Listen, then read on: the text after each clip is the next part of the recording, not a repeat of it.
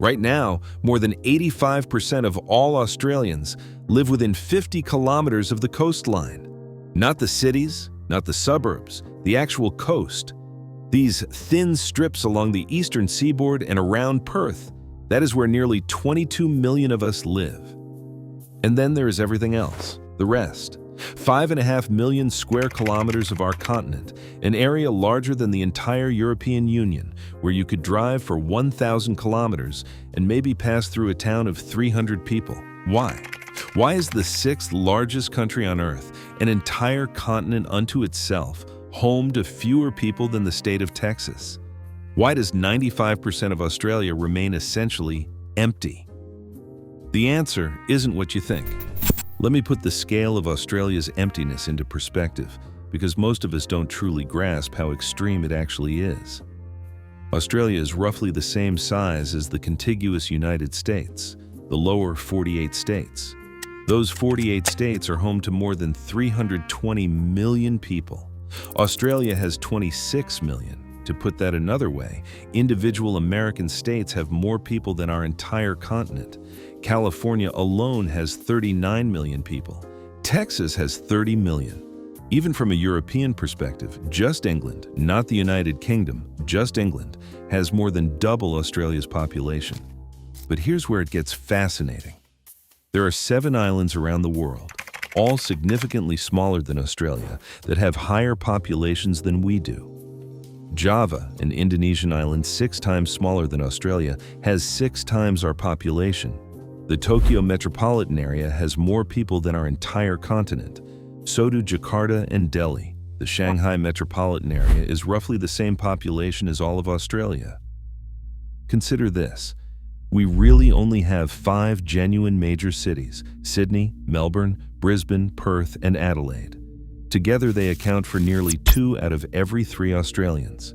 We are among the most heavily urbanized nations on Earth, with 90% of our population concentrated into urban areas that cover just 0.22% of our total land. Half the country lives in these dense urban cores. The other half lives almost entirely in these coastal strips. Everything else, the vast red and brown interior you see from an aircraft window, is virtually uninhabited. So what makes Australia such an empty continent? Many people assume it is the desert. Everyone imagines endless desert and dangerous animals. Who would want to live there? And there is truth to that. About 35% of Australia is classified as desert or semi-desert. The imagery is undeniable. Those endless red dunes, the shimmering heat, the harsh conditions. But here is what I will argue. The desert is actually only a small part of the story. The real explanation for why so few of us inhabit this continent is far more complex and far more interesting. The full answer lies in something most Australians do not fully appreciate. We are geographically cursed, not in a mystical sense, but in a very real, measurable, scientific way. Australia occupies perhaps the worst possible location on Earth for supporting a large human population, and it has been that way for millions of years. Let me explain what I mean. Australia is the driest inhabited continent on Earth. But it is not just about being dry. It is about how and why we are dry, and how unpredictable that dryness is. Start with our position near Antarctica. The western side of Australia is continuously battered by cold ocean currents coming up from the Southern Ocean. Cold water means less evaporation. Less evaporation means fewer rain clouds. It is a fundamental meteorological reality that has been true for millions of years. Now look east. The Great Dividing Range runs the entire length of our eastern seaboard from north to south. These mountains are not particularly impressive by global standards. Mount Kosciuszko, our highest peak, is only 2,228 meters high. For perspective, 34% of Colorado sits higher than our tallest mountain. But these ranges are positioned perfectly to create a rain shadow. They block moisture-laden clouds coming from the Pacific, trapping most of the rain in that narrow coastal strip between the mountains and the sea. What is left? The vast interior gets virtually nothing. But wait, it gets more complicated. Australia straddles the Tropic of Capricorn, placing much of our northern reaches in the tropics and the rest in the subtropics. This region is dominated by the subtropical high-pressure belt, a global phenomenon that simultaneously warms and dries the air. So even when air does get pushed up by our relatively modest mountains, it is often too hot for rain to form anyway. Then there is El Niño and La Niña. During El Niño events, which can last for years, the southern Pacific experiences slower westerly winds. That means less atmospheric moisture delivered to our eastern and northern coasts, bringing extended drought conditions. It is no coincidence that many of our worst bushfires have occurred during El Niño years. Here is what makes northern Australia particularly challenging. Darwin gets nearly 1,800 millimeters of rain a year compared to London's 600 millimeters. You might think that would support a significant population, but here is the catch. Nearly all of that rain falls during just 4 months, December through March, when monsoons and tropical cyclones are active.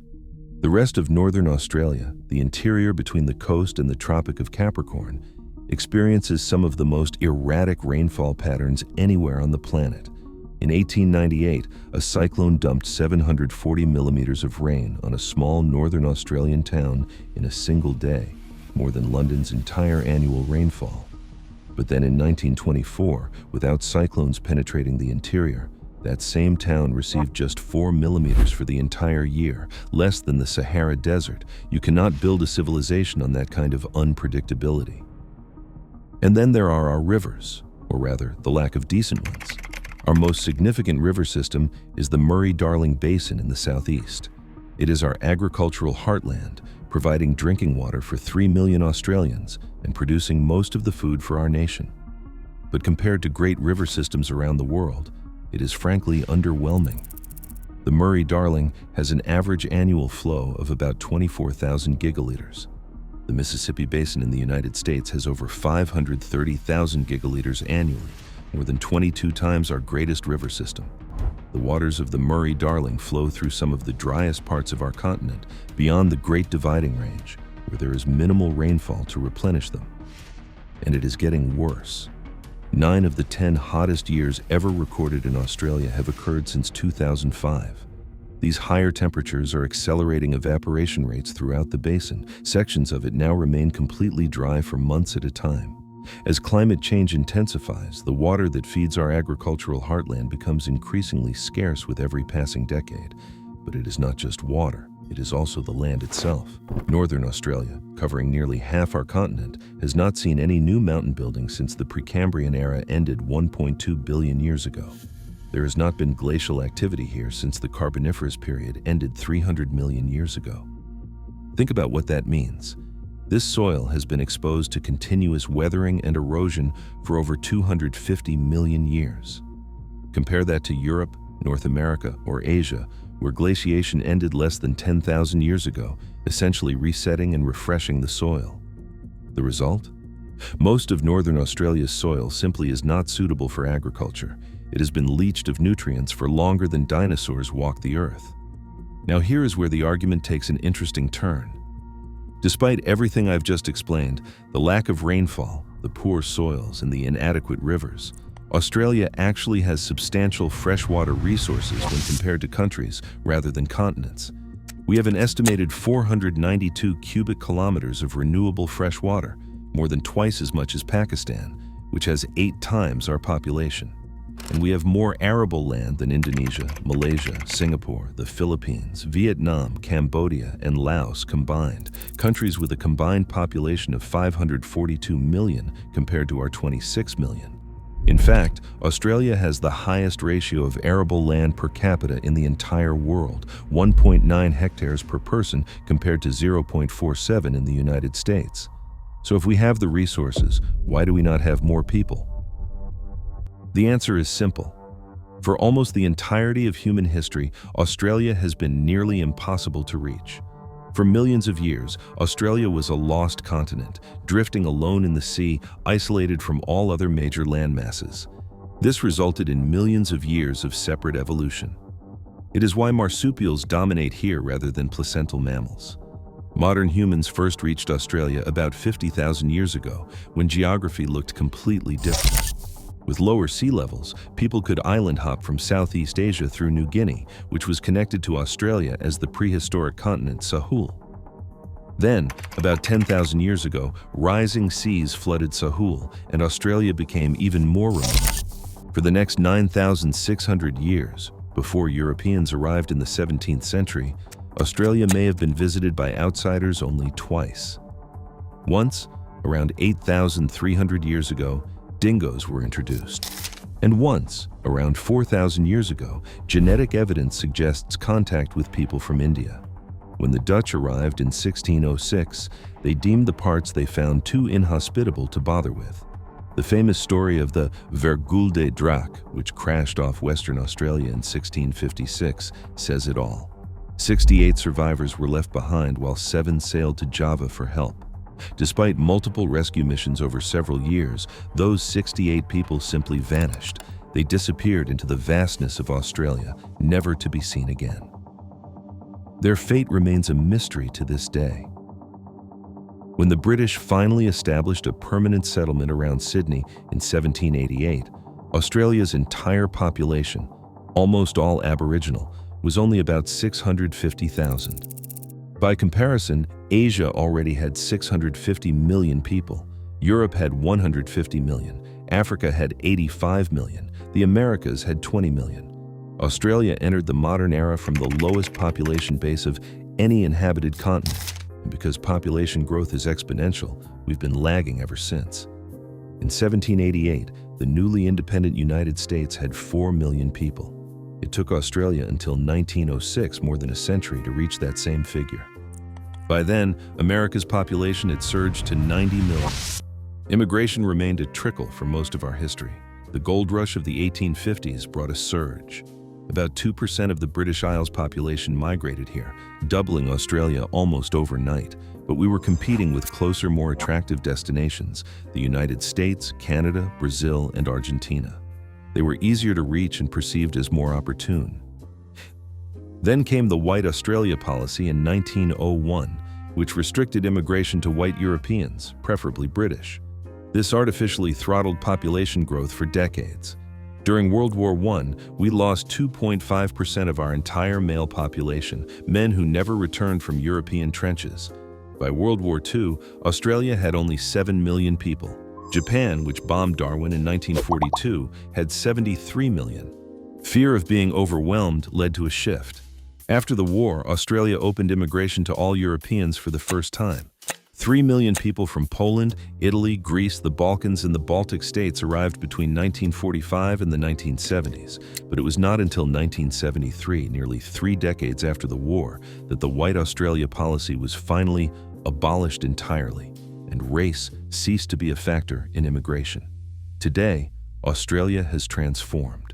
We maintain one of the world's most diverse immigration policies. Nearly 1 in 3 Australians was born overseas, the highest proportion of any developed Western nation. Most new immigrants now come from Asia, particularly China and India. We cap immigration at around 200,000 people annually, a significant rate for a nation of 26 million. By 2050, our population is projected to reach 36 million, roughly Canada's current size, largely through continued immigration. But the challenges have not disappeared. Climate change is intensifying droughts, drying our rivers, and creating more erratic rainfall. The Murray-Darling Basin, which feeds our nation, is under increasing stress. The ancient geographic realities are the cold southern ocean currents, the rain shadow of the Great Dividing Range, and the subtropical high-pressure belt. They have not changed, and they will not change. And yet, despite every natural disadvantage, Australia has become one of the world's major agricultural producers. We export food to millions of people across Asia. We have 104 million sheep, 4 sheep for every person, making us the world's second largest wool producer. We are the 5th largest beef producer globally. We are home to more than half of the world's certified organic farmland. We have accomplished this on a continent that, by all natural measures, should barely support anyone at all. So why is 95% of Australia empty? It's not just the desert. It's not just the lack of water or poor soil.